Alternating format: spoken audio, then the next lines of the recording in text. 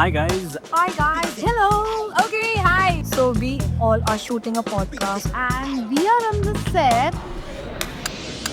ऐसा शूट कर रहे हैं जो 6 कैमरा में कैप्चर होने वाला है. And I think it's going to be super fun. And can you guess who we're going to be shooting with? Any guesses? Action. We're starting right away, right? How to make your reels go viral. Relatability really works. Ah. We can probably make a reel. We know you do TikTok. Yeah. What? That's nice. I would need to check my phone. This was seat 7A, and that's a wrap. Seat 07A was the number of my seat on my one-way ticket to India. नमस्कार देवी और सज्जनों, नई दिल्ली में आपका स्वागत है. The idea behind podcasts is to introduce multiculture to India and the world while breaking down stereotypes.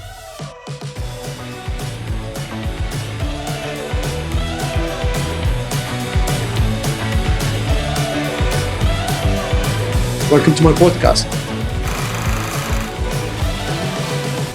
Welcome. Thank you so much for joining me here today. It's really always great to meet people from different sectors, different walks of life, doing different things. Thank you for having us. We have an interesting way to, I think, do the introductions.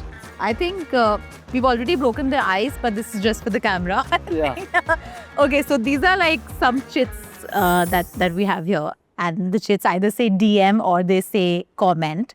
So basically, whichever chit you pick up. And then you have to tell us about the most funny comment or DM that you've received. Do we start with you? Sure. Okay, let's go. Yeah. Okay. Comments. Most of them, they fall into asking about the golden visa or asking me to apply for, now recently for the startup series that we just launched. Yeah. So what do you reply to when somebody asks you about gold? I don't. know about the golden visa on your DM. Oh. You just leave them No, to see. no. I try to apply as much as possible. Direct them, obviously, to someone who can actually help process them and so on. Oh, DM.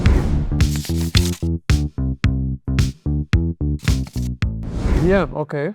I'd like to share a very wholesome DM. So I got this long paragraph from a girl who wrote that she started watching my videos when she was 10 years old and now she's 16 years old. Wow. So then I realized how my content has reached out to people from all like age groups. It's like I also get DMs from housewives who like to watch my makeup videos, dance videos, travel videos. So yes, that's it. Thank you. Comment.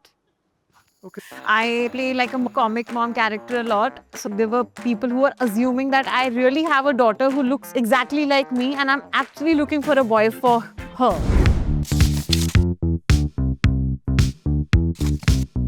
There were people who were saying ki if you're actually looking for a boy for your daughter, why don't you meet us? So that covers the funny part and there are many such comments. This says comment. Okay. So I very often get that I look like Satya Nadella. So they'll either say it's Sasta Satya Nadella or Satya Nadella light, which is often funny to see and quite common.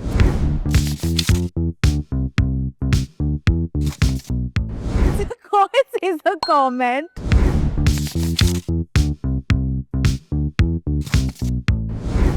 So I remember I did this one video where I said teachers when they don't know the answer. Right. You know, she'll be like, anybody else?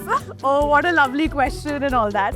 So I remember there was this one comment where this girl said, I'm writing a comment here because I can't mention the teacher right now.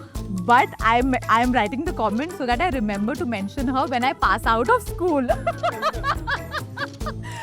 it was so funny. I was like, oh my God. And then there are people who are like, there's like a thread, people are replying to that. And one of the threads said, we would keep reminding you to mention that teacher. And I was like, this is so relatable and funny at the same time. I think the audiences are also very active in the comment section and they write the funniest comments. They give us ideas in the comments which they are not realizing that they are co-writing our scripts for the next video.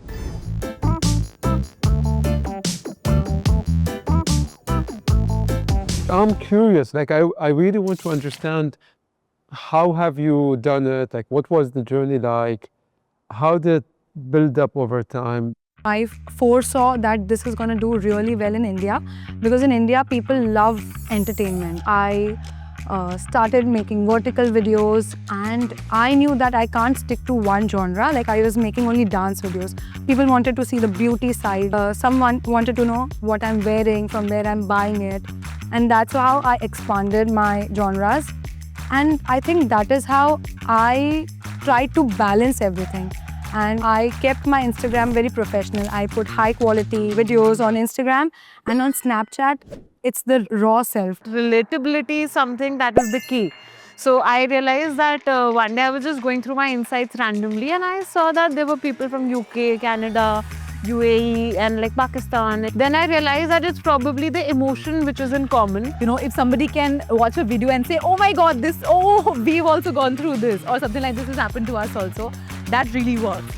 But social media is random anyways. Even if it's because we would plan for videos and we will do things to try and make them successful, and they wouldn't pick up momentum. Yeah, correct. Like my highest video when it comes to viewership was a random video. Like it's just, the bride and her father coming down the stairs, and that's it. And by the end of the weekend, it has surpassed 5 million views. I'm like, In the first hour of posting, if you got many shares, then Instagram pushes your video to the masses. Yeah. okay. Actually, I feel every content page should have 3 buckets. One is that gets you top of the funnel, which is a mass audience can relate to. For example, for us initially, it used to be personal finance, because regardless of whether you're employed, you're in business, or how old you are, you would want to understand it. So that was top of the funnel, but that's not the business we were in. So it was only to create top of the funnel. The second was taxation, because I came with practicing tax for 10 years. So I thought it was easy content to come up with when I didn't have a big idea. And the third was corporate finance, which I knew was very niche, but we knew that's where we were going to get our leads. And your big business. And our big business for us. So that's how we kind of bracketed it. But from a shares perspective, what we look at is no matter what topic you want to talk about, you must be able to answer 3 things, which is who will share it with whom and why. Till the time you don't have the answer to who will share it with whom and why, do not put it out. And you can kind of plug this in any topic whatsoever. What's the kind of content that you sort of consume or like, or, enjoy? We know you do TikTok. I do TikTok, yes. Poetry, but Arabic poetry. I also like some of those music videos, like for the kind of singers or performers that I like. Also informative stuff. Lately, I've been doing or consuming a lot of content on biohacking, anti-aging. Anti-aging. Yeah, supplements, etc. It's become almost as a thank you. But it has become an obsession to a certain extent. When they did an analysis for my Instagram page, like what kind of content people like to consume from my page, it was food and fitness. Okay, so I'll tell you something fun that I figured in data about how to make your reels go viral. Okay. And if in the first 3 seconds you mention a big number, so you could say something like 100 crores, 5 crores, suddenly people are interested. And no kidding, the third thing which really works on Indian social media is the moment you mention Dubai in the first 3 seconds, it just takes off.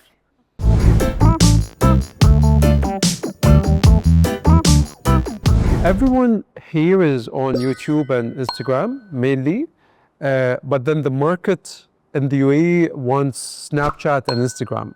So it's a little bit different. So we see Dubai is doing a lot for this particular industry and sector. And I know there's a creators headquarters being set up. So would love to know more about exactly what is happening, and we could get a lot more people onto being a part of the UAE content ecosystem. So it is about what you mentioned. And the idea is, as I told you, when I came to India, content creation is on a whole different level. And you could see that there are so many people covering so many aspects of life all across India. And it's only normal and very natural because of the familiarity and the proximity and everything else that when you decide to take this on a wider scale or to expand in one way or the other, that your first step out of India is the UAE. Because then, whether you're doing content or you're providing a service or selling a product, where else would you have, 200 nationalities or so living in one place to experiment with whatever that you need to experiment with? And then if you see it successful with, I don't know, one nationality or a couple of nationalities, then you know, okay, that's my next market after the UAE. So there are quite a few things that make perfect sense. Because of this, because content creation has also picked up in the UAE across different media and social media platforms, it became normal to make sure that we do have this ecosystem, both for content creators in the UAE and to also attract content creators from the world over. Dubai is so aspirational for so many people in India, and it gives them a first world experience at an easy access, not just from a distance perspective, but also time zone is easy. You can still be in touch with India. You can work with Indian companies while being in Dubai. Yeah. So the very fact that if you're creating in the UAE, geographically, you happen to get on a lot of nationalities algorithm, and then it pushes you and actually makes you an international creator, which is a big plus to actually be there. No, but I agree because Dubai, I think, has the most culturally diverse audience from what I understand, because couple of my friends who stay there, they say we have friends from all across the world. If you want to create content, the aesthetics from beaches to, the museums, it's amazing and the content picks up very nicely.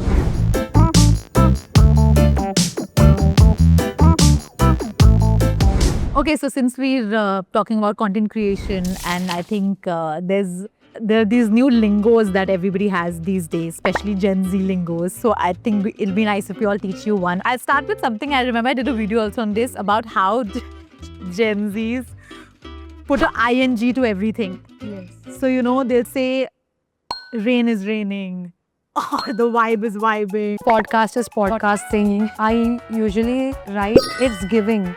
So it's giving as in whatever you feel like, you just write it's giving. It's giving Dubai. It's giving, for example, if I'm wearing this, it's giving corporate. It's giving. I think there is this lingo that I really like, which is like this main character energy. And then I have to explain that, see, my life is my movie and I'm the heroine and I don't give a damn about what you guys are thinking right now. I always end with share it with someone who may need it. Okay. And yeah, I think shares matter, and somehow it just fits, and I would hope it works. Yeah, it's finance.